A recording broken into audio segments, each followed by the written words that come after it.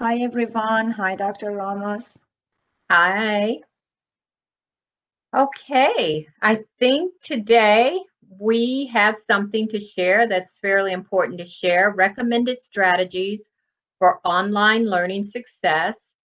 We are the WWE, also known as Wonderful Women Educators, and we have three success strategies for you today.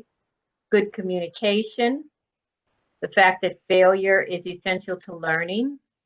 Number three, planning and effective time management, as well as some additional resources. So, our first success strategy is good communication. If you are listening to this, you're probably in one of our classes. And we both taught, we really think good communication with your instructor is a key to success in especially online setting. So, we want to encourage you communicate with your instructors often. Pay attention to the class announcements on Canvas because that's the way your instructors will communicate with you as a whole, and a class as a whole.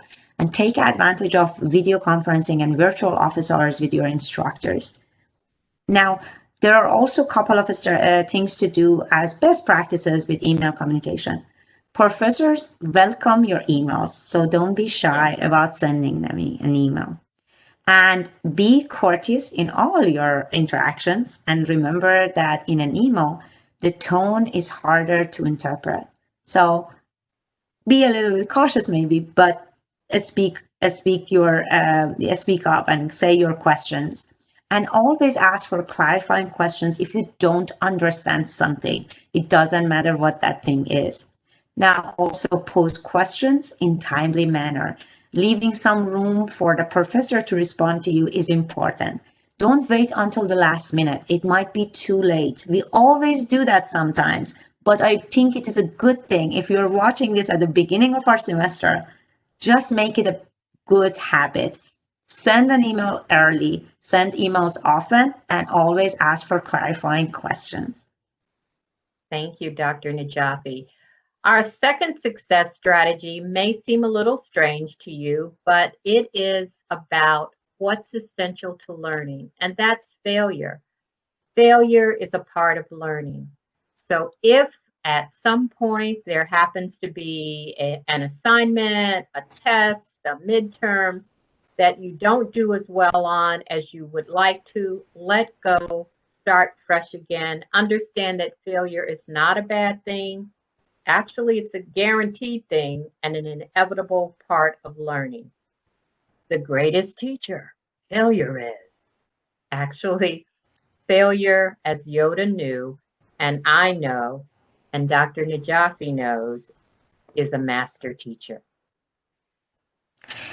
Success strategy number 3 is planning and effective time management, especially if you are in an online environment that you have to sort of checking your own work and be a little bit more careful with your own time. Effective time management not only helps you with your learning, but it also makes you more productive, not only at school, but also at work and in your personal life. There are 7 things that I want you to pay attention to. That part of effective time management is not just planning ahead and keeping time, but also is to taking care of yourselves. Plan ahead. Don't multitask. And we put a little video for you there that is really important that talks about how it is a myth that multitaskers, it helps. Even if it is a short time, just give a short time to one task and put that task aside. Even if you don't finish it, go to the next task. Don't try to multitask. Set up a virtual office hour at home, and it can be anywhere. So don't forget that. It is important to have your own space, that in that space you do schoolwork. Block out distractions. You don't need to simultaneously post things on Instagram and check Facebook and do homework. Just put that aside for some short period of time. and reward yourself. If you decide for 30 minutes to work on a math homework or on an art history or a discussion or on a homework for psychology, after that 30 minutes, actually put a timer and give a reward to yourself. Have an apple, go for a walk around the block, and also create a balance, right? Keep that balance in mind, because the next slide will be about that. And don't forget, get a good night's sleep. That's really important in keeping you fresh for the next day. Really good. I have something that I want to talk to you about specifically, and that's about your study time, which is a part of good time management. So here's one way that I ask my students to do this, and I'm sharing it right now. List all of your courses and decide, and only you can decide this, are they easy, of average difficulty, or are they really difficult? Then take the course credit hours times the difficulty level, and you'll be able to determine how many hours per week you need to study for your classes. In this case, Dr. Najafi indicated that she was taking art history, psych, math, and English. And her total would be 33 hours per week of study time required. So this means basically she would have two jobs, her faculty job and her student job. So just understand that calculating your study time can help you get a good sense of how to maintain that balance between what you need for your own personal well-being, your study, your work, and your family. And we have some additional resources for you. If this is one of the first online courses that you are taking, and if you are taking courses with us at the Chandler Gilbert Community College, definitely take advantage of the free student course that we offer on Canvas. This will introduce you to remote learning. It is important, even if it is your first course at our college, even if it is not your first online course, to know what our college offers online and what are the culture of online learning in our college. And it is for free, and you earn a badge, and you can add that badge to your profile on Canvas. This really is important. The second resource we have is Writing Center, which offers also virtual writing tutoring. It is important for many of your courses that have writing assignments. Dr. Ramos, do you want to add to?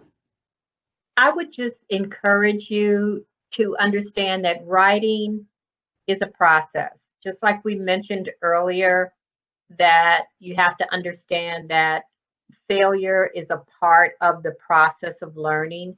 Revisions are part of the process of writing. Most times your greatest work, your greatest written work is not going to come the very first time you write it.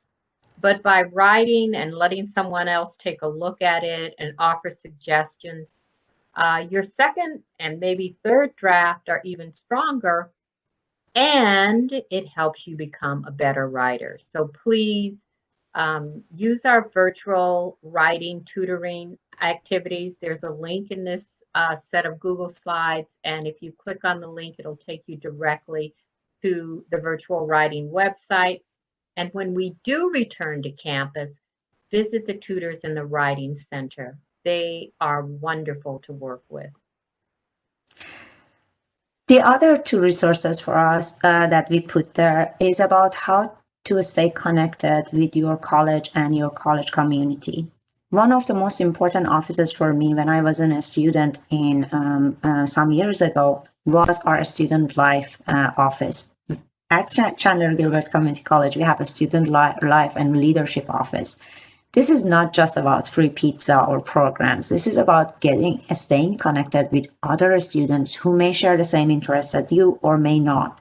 This is about having one of the most important resources of your life, your other peers that are, going through the same things that you are, or may have been a little bit, ahead of you, one semester ahead of you, and help the people who are coming before you.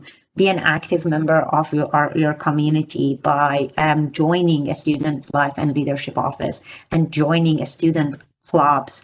There are many student clubs, and that will also give you another community. And the other resource that we have is Coyote Connect.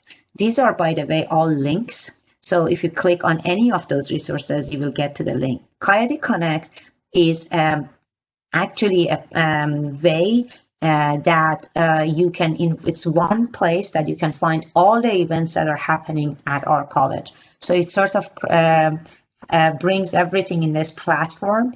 There's an app you can get, and you can stay connected with events, virtual events. At this point, it's virtual events that are going on, and you will get the link to that, how to attend that virtual event, where is it, what is it about. And it's really important to do this and to keep that balance between your schoolwork and some fun stuff and some socializing and social events that you might want to attend. I think that was our last slide, Rosia.